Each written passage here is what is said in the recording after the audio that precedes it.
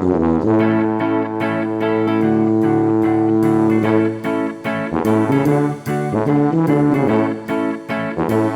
everybody, welcome to the Double Stuff Podcast. We're double the hosts, double the topics, and double the fun. I'm Sarah. I'm Charity. I'm Alan. And I'm Dan.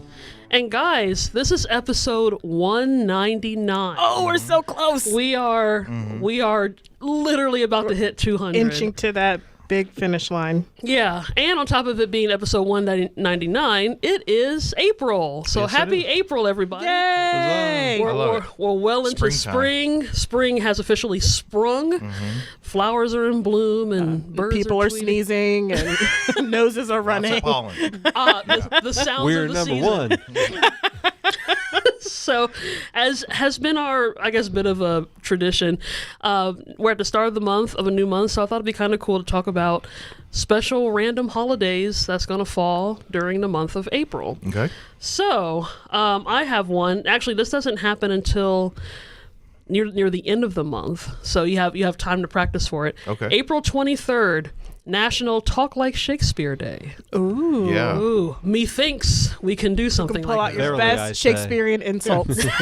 Actually, we need to do a topic on that. Shakespeare insults are great. So apparently, the National Talk Like Shakespeare Day was inspired by Talk Like a Pirate Day, which we talked about back Oh, in yeah. September. So it kind of inspired that. And there's many phrases that we use now that Shakespeare, or at least in terms of the plays and stuff, that we kind of contribute to that. So this whole paragraph is basically a bunch of Okay. Shakespeare-isms that we use on a regular basis. So we could make you wait with bated breath for the list. We I've could used send that. you on a wild goose chase I've used to that. find them. For goodness sake, I've used that. you might just be the laughing stock if we did. Oh, come now. No need to fight fire with fire. Yes. Come what may, Yeah. we will give you the naked truth, and we'll teach you to talk like Shakespeare. Okay. We'll snatch you out of the jaws of death, Okay. but we'll put you in a pickle, too, while we're at it. What makes your hair stand on end? Did we set your teeth on edge? Never use that. Well, what's done is done. Yes. You may be such a sorry sight, but still, the world is your oyster. Even if you wear your heart on your sleeve. Aye, you have seen better days, and we must send you packing. It's all Greek to you anyway. So, all we got to What was the teeth one? Set your teeth on edge. Set your teeth on edge. I What wonder, is that? I don't know. in I- it- reference That's to? something like a frustration, like a It pet, almost sounds like a like- pet peeve. Like like if you're someone gritting does your something, teeth? yeah, just kind of like, like that's yeah. what it sounds like. Yeah. Okay. So, but a lot of those that, and there's a I've lot of heard an things I abbreviation use. of that. Maybe like you're on edge or something. Maybe That was that's uncomfortable. Like I thought it was like something Set your teeth Makes on your edge. teeth uncomfortable. Like, Well, I like set guess- your teeth on edge, just like something that makes you Yeah. uncomfortable. Yeah, Maybe it not. could be like or awkward. I mean, I situation think or it would something. apply to both. Yeah. I mean, I'm sure the I'm on translation, edge right now. Edge of my seat. What else coming up this month? the teeth and the edge are on your seats. So yeah, but yeah, National Talk Like Shakespeare Day. So, those So are just some if of Shakespeare many. had a TikTok page, he would like set the lingo for what all the kids would be saying today. Probably would. Yeah. Sus, Riz, and the like. Methinks this podcast be lit in Denmark. Damn. So Oh, anyway, boy. that's mine for right now. Okay. Talk Like Shakespeare Day. Oh, what you got, All right. Cher? So mine happened on April 30th, and this day will make you say, "What's up, Doc?" Because it is National Bugs Bunny Day. Really? Yes, Bugs Bunny first appeared in Porky's Hare Hunt on this day, April 30th in 1938. However, his trademark persona happened in a 1940 cartoon called A Wild Hare. And Bugs Bunny created memorable roles in Looney Tunes and Merry Melodies cartoons produced by Warner Brothers.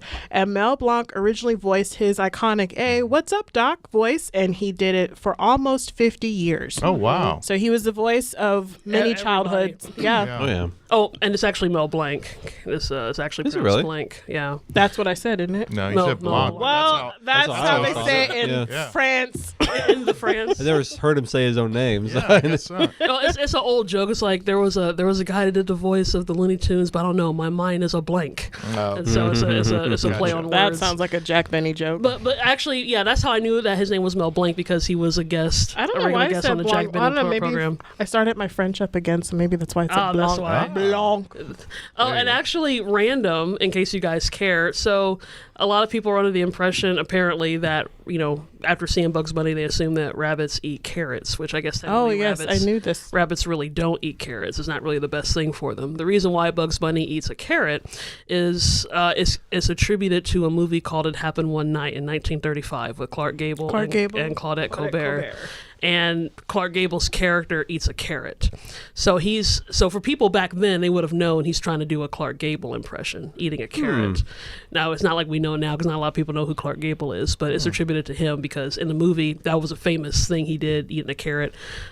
He also didn't wear an undershirt, so it brought down the sales of undershirts. So we just saw bare-chested Clark Gable. Well, that's interesting too, because maybe I'm mistaken, but didn't Rabbit from Winnie the Pooh have like a carrot garden? He did have a carrot garden, yeah. I wonder if that comes from that misconception. I wouldn't be surprised. I think I'm sure there's probably more to it, but at least for Bugs Bunny's character, is kind of, or at least him eating a carrot was attributed to Clark Gable. Now but like with Peter Rabbit and stuff, because I'm sure that predates, and McGregor's field, maybe there were carrots and cabbages in his yard, but at least specifically holding a carrot Right. and all that, I think that's where that part came I think from. Very those type of interesting. animals are just associated with vegetables. Anyway. Vegetables anyway. So there we go, guys. We're random tidbit of information there. All right. What you got, Alan? Well, on October. If we look in back to April, which is close to October, 14th is Backwards. National Gardening Day. So if you're looking to keep rabbits out of your garden, maybe plant some carrots. April is the perfect time to clean up your lawn and get ready for the summer. We are all eager to get outside and enjoy the nice weather and the rebirth of all things green. It is important to get the mowing height right when you mow your lawn. Most lawns do well in 2 to 3 inches, but it's a good idea to leave it a little longer during the hot months. Leaving the grass clippings on your lawn recycles the plant nutrients back into the soil and is great fertilizer. I thought it was because the HOA was going to come get you. Yeah. I don't know whoever wrote this. Yeah, I was gonna say, Alan, you are the expert Yeah, on lawn care of this cruise. He's Yeah. the grassiology expert. I'm just letting them know you're sus. And you have my teeth on edge. Because, To quote the bard. yeah. Because now you're in a pickle. Yeah, exactly. I don't know. I mean, those are maybe to start with some generalities like that, but you just really got to know your lawn and your grass, and it depends on the height. And there is no amount of grass clippings that will fertilize your lawn, so you need to actually fertilize your lawn and throw out some weed and feed. And April is a great time. In fact, if you've waited till April to throw out some fertilizer, the window has closed. Literally and figuratively. Well, put it out, but you got weeds. Don't over fertilize though, because then you get clover mites. This is Well, a that's public true. service All announcement. It's a PSA for the lawns. Yeah, definitely consult your county agricultural extension office probably and see what's good for your fancy. county. Yeah, we have a great one. We have K-State Research Extension Office here in Sedgwick County. We do? And they map it out for you as they far as get all like the everything details. that you need to do. And just like what you're saying, Dan, as far as over fertilizing and whatnot, I mean, they have just right for the climate, the soil, whatever sort of plants you're ready to produce. They have a master gardener on resident, and then also classes. So if you're a young person that wants to earn Get into some the grass. well, or earn some summer money, they have a lawn care Club? class, and you sit down with the master gardener and learn everything that you know or that can be known to a teenager or somebody that's looking to start up just a neighborhood route for like mowing Like lawn care neighbors' lawn. service? Yeah. Wow. That sounds way too fancy. I used to just throw my dad's lawnmower in the back of Right. the truck I was and gonna drive say to that's people's what house. we did. I didn't know there was services. I didn't know any better. I Wow. mean, nice work if you can Kids get these days have Yeah. it so easy. Kids these days with their long classes. Yeah, back Yeah. in my Their day. agricultural. I like the help. Wild West of lawn mowing days where I was just like weed whacking. Whatever. There's do it. actually a pretty sweet deal that's going on right now through the city of Wichita, which is if you recycle an old gas operated lawnmower, or they have like a list of things. If you get it recycled, get proof that it was recycled, and then go out and buy a battery operated Lawnmower? well, it's not just lawnmower. There's like a list. It could be like leaf blower. There's a couple of other things. They'll give you a rebate. They'll give you cash. So Wow, I don't do anything with my yard because it's all taken Well, care of by sure, the sure. landowner or homeowner. So I didn't even know there were battery powered anything. I thought they were all gas powered still. Yeah. I made Oh, a wow. decision a long time ago to primarily go battery operated, just because I didn't want to store gas in the garage while I had kids that were No, that's smart. growing fair. up. But I do miss the smell of gasoline. Gasoline smells so good. When we were looking at like a different place where we had to take care of the yard, we were looking at those old lawnmowers with like the Yeah. rotating blade They that had still like sell a 'em. back catcher. You can still get yeah, 'em. so we didn't have to worry about any of that stuff. Uh-huh. But is A reel. that what they're called? This is another grassiology episode. Very informational for that one. But that's it. So on April 14th, you can celebrate all things that we just talked about and find somebody else with like minds and And just like talk. grass. Like And- mines and yeah. a green thumb. Well, because you can always talk about your lawn with another lawn owner. It's endless. Maybe that's my problem And because I just don't have look any at it, grass. and then just critique it, offer advice, help them. And that's the other thing too, when it gets into gardening and lawn care, tree care, and things like that. People want to help you. I mean, they're not just like, "Hey, that's." Well, you will. They're Well, you have your probably. spectators. Well, there are. You might have some neighbors that are jerks and like, your tree's coming over my yard or Right. something like that. But most people, if you ask for help, will help. Sure, there were secrets of the trade. They're like, no, I'm not helping you. That's right. It's my secret. Yeah, that's right. Yeah. All right, so mine actually takes place just slightly after yours. On Okay. the third week of April is National Coin Week. It celebrates numismatics, I think so. which is the study or collection of coins, tokens, paper money, and related objects that involve currency. I know I like to collect paper money personally Every 2 weeks. through my job. Yeah.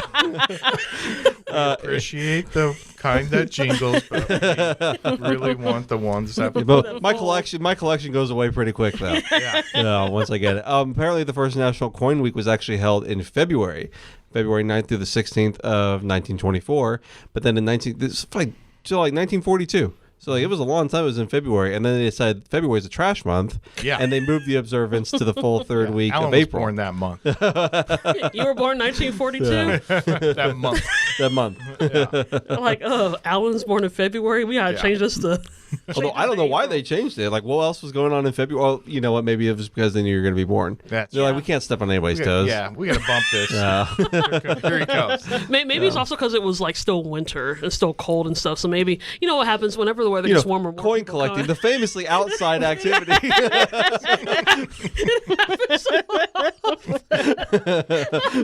In terms of like people gathering. I only collect coins. Yeah. That's right. I stack my collection up outside in little neat rows.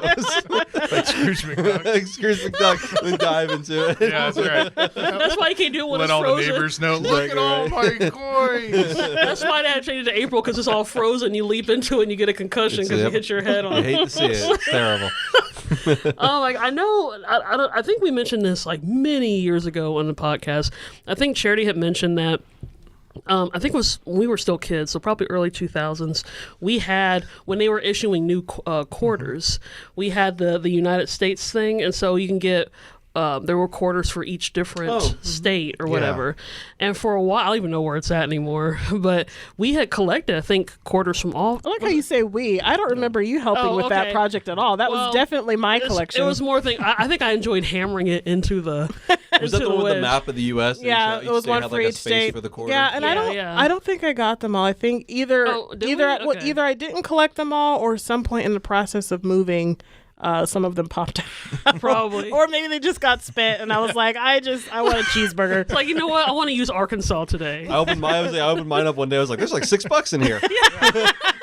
I think that's what happened. Like you're saying before, it starts out as a collection. You're like, you know what? I can take this collection and buy stuff. I with just it, remember you them know? pushing it so hard. Like they were advertising it on TV. It's like, you can get the new state coin. And it was really, really cool. But I guess I was a nerd at like, what was that? I was like 10 or 11. Something like I that. just realized based on this conversation, coin collecting is just a rich person's hobby. Because anybody else is just like, I'm not going to let money just sit. Like, I'm going to actually do That's something true. with it. That's true. Funny Well, enough, it's one of those yeah. things where it's very functional. It's hyper functional because Yeah. it passes through hands.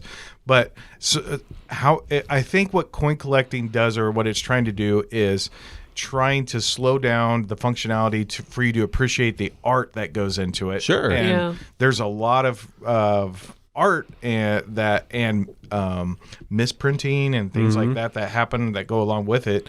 That's kind of neat, but at the end of the day, this is just a functional item. Yeah, absolutely. Well, and some people go to like estate sales and stuff. So like you Yeah. can, if depending on who owned it before, if they did collect coins from like 100 years ago, I mean the stuff is definitely. I mean, however much more, it's worth more now than it was then. However that works. But it's not necessarily beneficial to you while you're collecting it. Like you Oh, have to well, wait no. You have to 2 wait- or you 3 have to wait until- generations. When you're long dead, you did all the work, and then your great granddaughter gets to cash Gets it the in. benefit from that. Yeah. When I was younger, I liked looking at coins to see what the letter was on it, to see what mint it was from. Yeah. Oh. Yeah. There's like a letter on each one that tells you like what mint it came from. Oh, okay. See, it's probably something I've seen I before. think Just they've didn't all. really- There's only 4. Is there only how many mints are left? I was only aware of I think 3 or 4. Yeah, I think. Yeah. Most are There's Colorado. one on the East Coast, one on the Yeah. West Coast, I think, and Yeah. Well, and a collection like this is probably going to become even more valuable now since we're getting more cashless. Then we're not going to be. Oh, that's absolutely true. so. So That's absolutely the concept of coin collecting, it's going to become more of a rarity, and then what you have now probably will be worth a little bit more. It's like, oh, is that a quarter? You know, From 2022? I'm going the yeah. opposite way. I'm doing like more cash now, I bucking the trends. I kind of have too, but eventually it's Some just, places won't accept cash. Well, some places aren't accepting my business. Yeah. That's Mike and that's Lee. really that is how it is. I don't though. need your plate of lumpia. and that's how we celebrate. Yeah. You can take this food truck and go. That's right. So I have one that kind of like when we did our one back in March, because we had a similar one. This one is really near and dear to my heart, and I think that's something that encapsulates us as a whole. So April, the whole month of April, is National Humor Month, which I there you always enjoy Humor Month just because I'm able to. I mean, I figured 12 months is Humor Month. We did for me. start the podcast in April. That's true. Yes, We did. Which So- we are approaching our 4-year anniversary, guys. Aw. In case we didn't know, but the listeners. So, April, National Humor Month. Humor plays an essential role into our overall health. The ability to smile, laugh, and play is directly related to the way we express our personalities, at least for me, for sure. The more we laugh at ourselves, the better suited we are for the world around us. Jokes and general silliness help to increase our heart rate, blood flow, and bring oxygen to our brains and vital organs. So that there actually is a lot of health benefits to humor. Sure. So I'm just an administrator. So, Call me Dr. Sarah.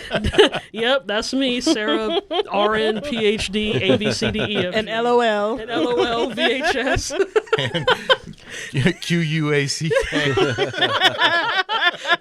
I am the quintessential administrator of comedy and knowledge. All right, well, I've got one more to end us out here. So April is National Poetry Month. So this is a month where they want people to experiment, play with language and words, and try a style of poem if you want to write that you never tried before. But specifically, April 17th is National Haiku Day. So haiku is a form of Japanese poetry that is non-rhyming, usually consists of 3 lines with a syllable pattern of 5-7-5.